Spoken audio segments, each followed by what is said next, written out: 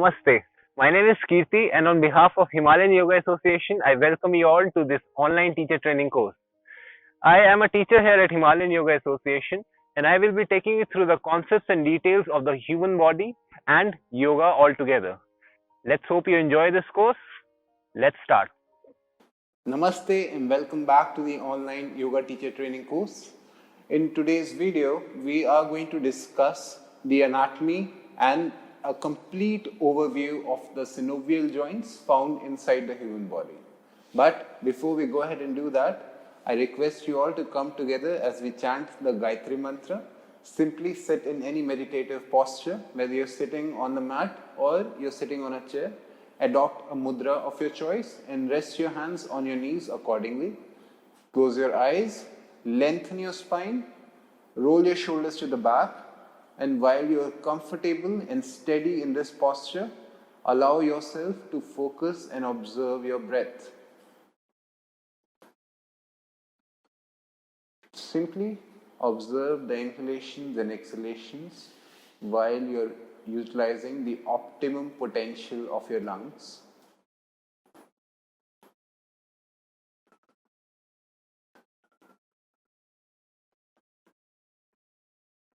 Try to spend as much time as you can on every breath you take. The longer the breath, the more effect it leaves on the mind and the body. The more prana you will inhale and exhale. So allow yourself to breathe completely without stressing your mind, your body and your lungs at all.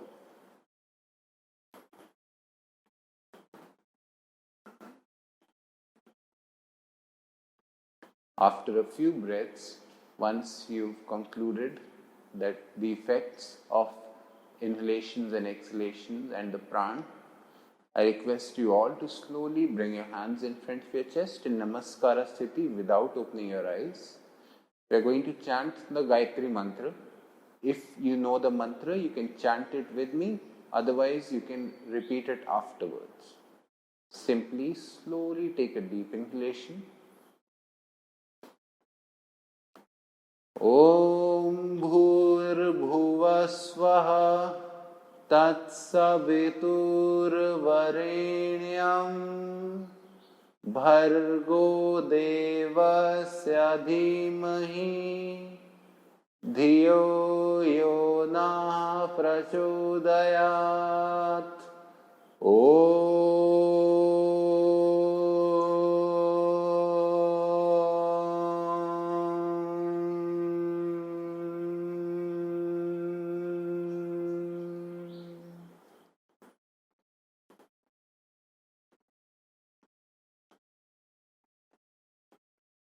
Having absorbed the effect and the vibration of the mantra, let's generate some energy between our palms. Without opening your eyes, you can start rubbing your palms against each other. As soon as you feel the energy being created, you can transfer this energy to your eyes first. Cover your eyes with your palms. Then massage your face. Then the back of your neck. And anywhere else you wish to transfer this energy to. Before you open your eyes, once again, fold your palms, bow down to the universal truth, and with a few blinks, expose your eyes to light again. Welcome back. So, guys, first of all, as we are going to talk about the synovial joints in the body, we also need to understand that there are various other types of joints found inside the human body. There are 3 different types of joints as a part of the skeletal system. One of them is the fixed joints. Fixed joints, also known as the fibrous joints. The fixed joints are basically the joints which are fused together to create a structure with the sole purpose of providing protection. These are small bones coming together to form a certain structure, and the only purpose that they solve is that of protection. Fixed joints, for example, are found in the skull. If you understand the anatomy and the structure of the skull, then you will realize that there are so many different bones coming together as a part of the cranial structure, And these bones, obviously, they are not movable to any extent. They're completely fixed and fused together, and they are called as fixed joints, the purpose of which is to protect the brain from the outside. The other type of joint found in the human body is the cartilaginous joint or the semi-movable joint. Now, as the name suggests, the cartilaginous joints are basically the joints which are connecting different parts of the body or different bones together with the help of cartilage. There is no voluntary movement that takes place inside these joints, but there is very partial movement that can happen by external or internal stimulation, not by thoughts though. For example, the entire rib cage, all the 12 ribs inside the human body, they are connected to the sternum, the center part of the rib cage, with the help of cartilage between them. With this cartilage, they are able to partially extend or expand in size and come back to their normal compression state according to how the breathing is taking place. For example, I request you all to please put your hands around your rib cage and place them firmly so that you can feel the entire structure of the chest, how much expansion is happening, how much contraction is taking place. Place your hands right here, and while you're here, I request you all to close your eyes and bring all of your awareness and attention to your fingertips and slowly take in slow inhalation. And while you're there, observe how the chest expands and grows bigger in size. Hold your breath so that you can feel the expansion happening, and once again, very slowly release the breath and observe how the chest contracts to its normal size, to its resting phase. So these are all possible because of the cartilaginous extensions of the rib cage which connect the sternum to the various rib cage, to the various ribs attached to it. Because of the nature of the cartilage, which is flexible, they are able to grow bigger in size and they're able to come back to their natural state as soon as the stimulation is lost. The third type of joint found in the human body is called as the synovial joints or the freely movable joints. Synovial joints are also known as diarthrosis because they are the freely movable joints. These are the joints that come to your mind every time you think of moving any part of the body. The synovial joints, of course, they're possible because of the muscle contractions attached to the various joints in the human body. But apart from that, their anatomy is quite complicated as compared to a fixed joint or a cartilaginous joint. There is a lot more going on inside the synovial joints as compared to just having a piece of cartilage connecting two different bones. In fact, if you'll pay attention over here, then you'll see that there is one bone coming up with the other bone, and there is not enough connection between these two joints. There is no, in fact, in an ideal synovial joint, there is always going to be a very limited amount of space so that they do not always remain in contact with each other. For instance, let's understand the structure of the synovial joint from this perspective. Bone 1 and bone 2 are coming together to form the synovial joint. The very first layer, as I've already told you in the previous video, of the bone is the periosteum, which is the gateway or the connection with the mind and the body of the bones. This is the place, the periosteum is the place through which the various nerves and the various blood supply takes place and the nutrition of the bones happen. But the periosteum is ending right here. As you can see, there is one thick layer of ligaments, this black and white structure inside. This is the ligament which is connecting bone 1 and bone 2. The ligament is very important for a synovial joint because they stabilize the various bones that come together. If there is a damage in the ligament, for example, if we consider this example, then if there is a damage in this particular ligament, then the different bones will become unstable at the time of performing various movements. right behind the ligament, on the inner side of the ligament, you will see that there is a fibrous capsule which is made up of a fibrous cartilage.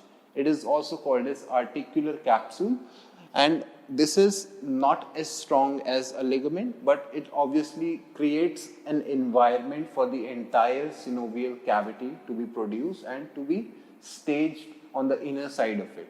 We can also say that this is the second layer of protection that the synovial joint creates for itself to remain in structure and to give it its purpose. On the inner layer of the fibrous capsule is this red structure which is zigzag on either borders. This is called as the synovial membrane. The synovial membrane is the place where the synovial fluid, which is the most important component of a synovial joint, is produced. In fact, it is the role of the synovial membrane to release and absorb the synovial fluid as and whenever there is any movement taking place. The red dots in the middle is, all of it is synovial fluid which is released from this red structure on the inner lining called as the synovial membrane. Anatomically, this whole space is called as the synovial capsule because it is where the release of the synovial fluid happens. The synovial fluid is basically a gel-like thick fluid which gets released on the inside with the help of the synovial membrane, and its purpose is to maintain lubrication of these two articulating surfaces of different bones. At the same time, what you'll see here on the place where these two bones are meant to make contact with each other, there is a positioning of the articular cartilage. The articular cartilage is basically a type of cartilage. It is hyaline cartilage in nature, and it is the most common and the most productive type of cartilage found inside the human body.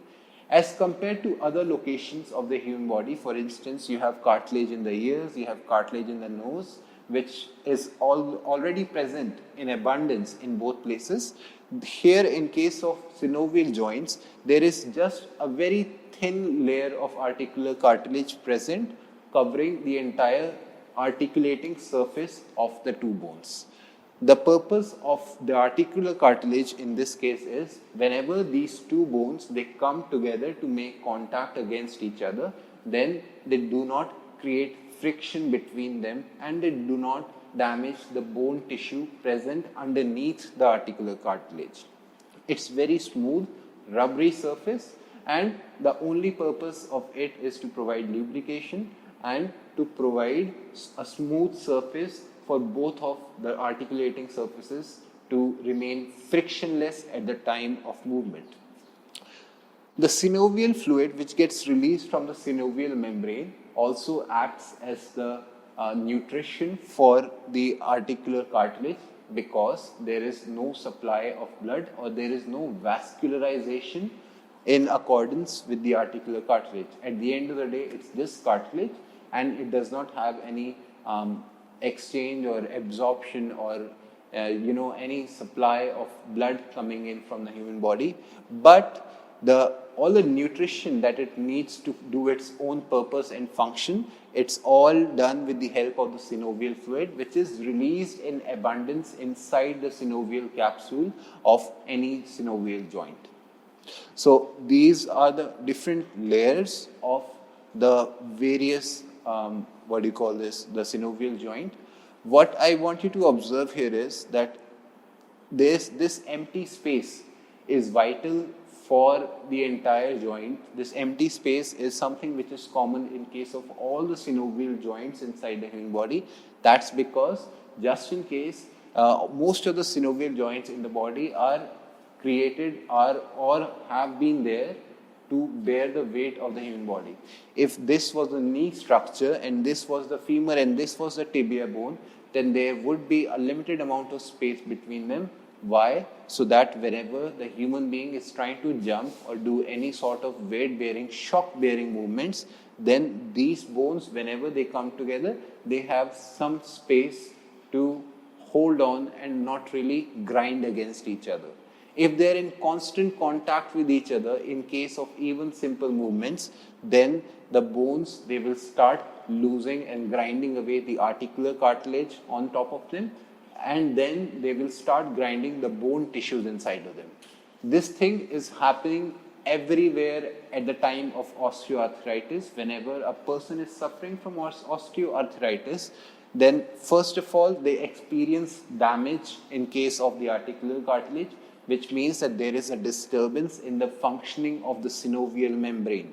When there is a disturbance in the functioning of the synovial membrane, then the synovial membrane stops releasing the synovial fluid, which in turn does not lubricate the articular cartilage, and in exchange for that, because of this damage, they grow harder in size, and because of these constant movement, they start grinding away against each other, creating a lot of friction.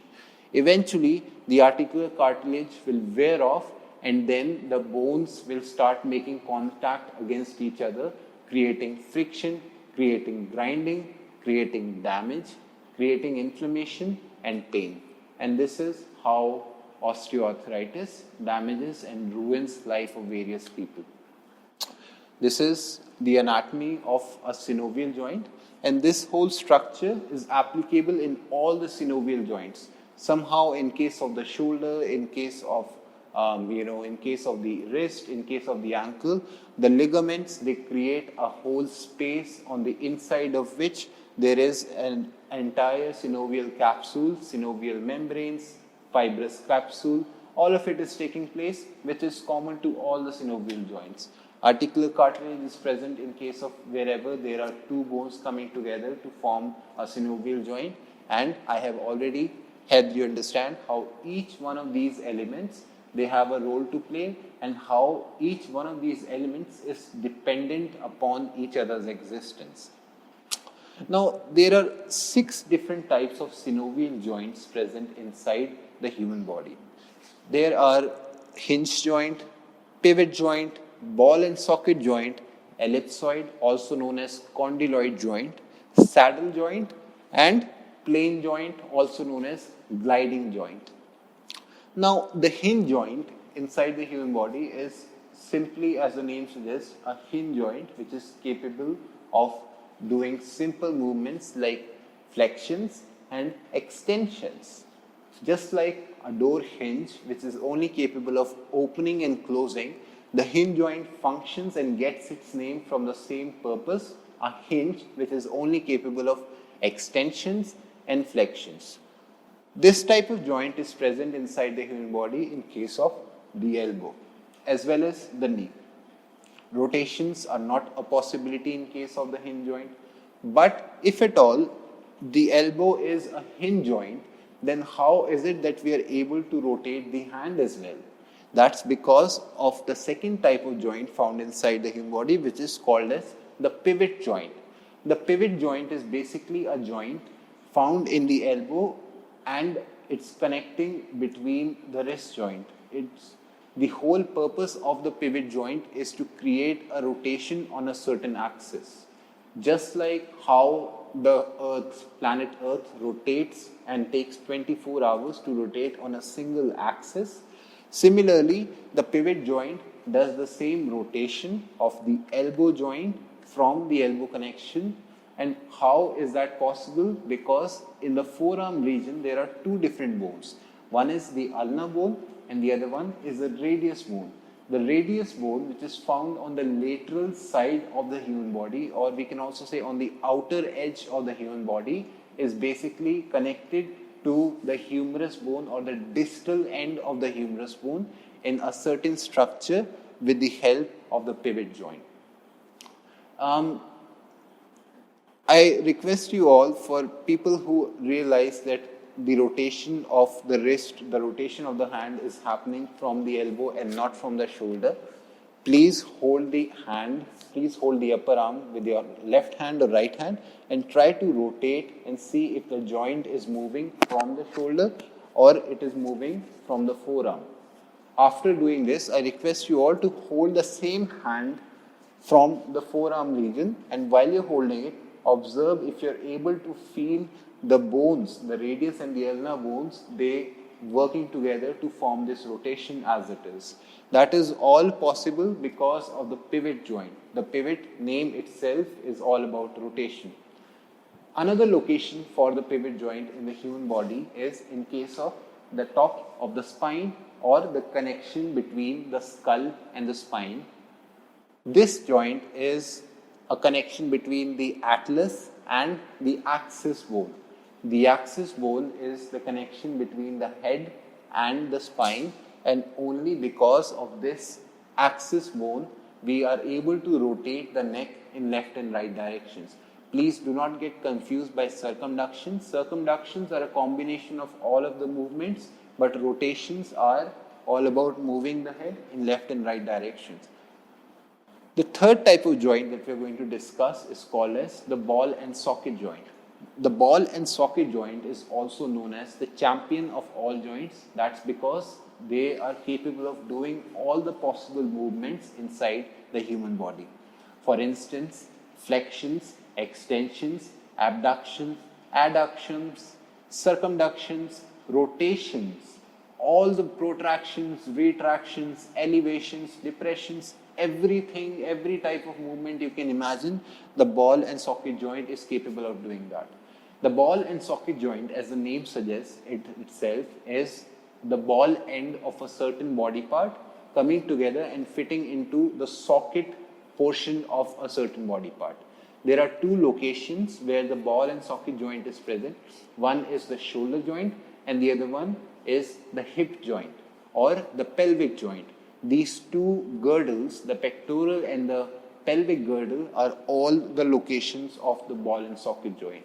In case of the shoulder joint, the ball head of the humerus bone fits very nicely into the socket edge of the glenoid cavity of the shoulder joint of the scapular bone, and that is how it becomes the glenohumeral or the shoulder joint as it is. We are going to discuss that in the coming videos. I'll help you understand how it is made, what all muscles are included in the coming videos. For now, what you need to realize is that there are only two locations for the ball and socket joints. The other location is in case of the hip joint, wherein the ball head of the femur bone fits very nicely into the socket end of the pelvic bone itself. Now, between these two joints, which are of the same type, the ball and socket joint, the hip joint has a bigger socket to accommodate the ball head of the femur bone, which gives it more stability but a limited scope of movement, even though all the movements are possible, but as compared to the shoulder joint, the movement is limited just in comparison to the shoulder joint. On the same lines, the ball and socket joint found in case of the shoulder joint has a bigger ball and a smaller socket, which gives it more movement, a bigger scope of movement as compared to the pelvic joint, but a lesser scope of stability as compared to the hip joint. And probably that is the reason why there are more common dislocated shoulders as compared to dislocated hip joints. The third type of joint found inside the human body is called as the ellipsoid joint. The ellipsoid joint is quite similar to a ball and socket joint, except for the fact that the ball portion of the ellipsoid joint is not really completely round in shape, but it's comparatively oval in shape, which tells you that it's able to do all the movements except for rotations. While the ball surface of the ball and socket joint was able to rotate freely in both directions, because of the oval head of the ellipsoid joint, it is not able to do rotations. Apart from that, all the other movements are very possible in case of the ellipsoid joint. Think about the location of the ellipsoid joint and think about the wrist joint. Think about extensions, flexions, circumductions, adductions, abductions, but no rotations. The radiocarpal or the wrist joint is fixed, and the rotation that you're experiencing here is happening at the elbow, which tells you that the ellipsoid joint is present in case of the wrist joint. The fifth type of joint found inside the human body in case of the synovial joints is the saddle joint. The saddle joint is just how the name suggests, two saddle-like structures coming together to fit perfectly to create a surface which is able to move in certain directions. The saddle joint is all about a concave surface of a certain bone coming with the convex surface of a certain bone. Imagine a 3D yin and yang structure wherein the black portion of the yin meets perfectly with the white portion of the yang without leaving any space, without leaving any scope for any external movements. The possibility in case of the saddle joint is also quite similar as compared to the ellipsoid joint, but it does not offer any rotations. The only location in case of the saddle joint found in the human body is that of the human thumb in the hands. Here you can see that you are able to circumduct, you are able to flex it in all directions, extend it as well. You are able to abduct, adduct and circumduct, but rotation is not a possibility of the saddle joint. Also remember, even though in principle the ellipsoid joint is similar to saddle joint, but because of the structure of the bones which form the human thumb, they get its name as the saddle because they fit very nicely as compared to the ellipsoid joint. The last type of joint found in the human body is the plane joint. The plane joint is basically two flattish surfaces coming together, placed on each other, and the only possibility that they offer is gliding in either directions, left or right. They are not fancy like the rest of the joints. They do not have too many possibilities when it comes to movements, but the only possibility that they offer is gliding against each other to provide stability, structure and function.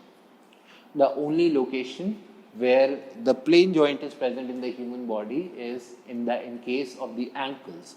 The various carpals and of these ankle joint, they glide and rest against each other to provide the human body the stability that they require in case of the ankle joint. This is everything you need to know about the synovial joints found in the human body. I hope you found today's video very informative. I will come again next time. Until then, thank you and namaste.